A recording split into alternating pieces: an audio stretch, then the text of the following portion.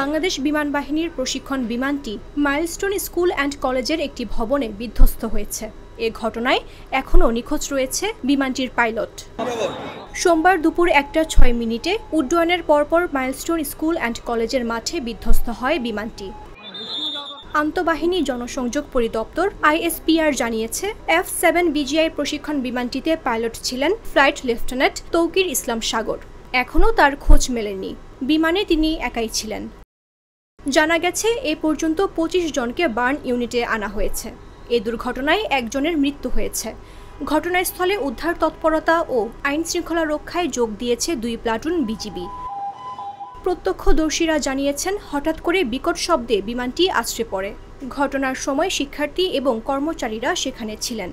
তাদের মধ্যে আতঙ্ক ছড়িয়ে পড়ে।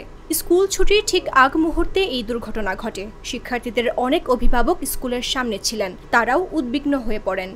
দ্রুত ঘটনাস্থলে এসে উদ্ধার তৎপরতা শুরু করেন সশস্ত্র বাহিনীর সদস্যরা।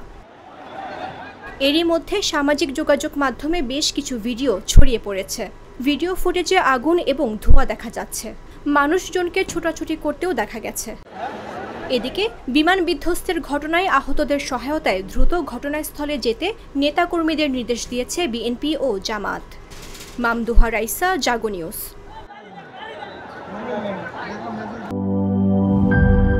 সিল্কোর সিল্ক অ্যান্ড শাইন, যাতে আছে আর্গান অয়েল ও ওট প্রোটিনের গুডনেস, যা আপনার চুলকে রাখে হেলদি অ্যান্ড শাইনিং।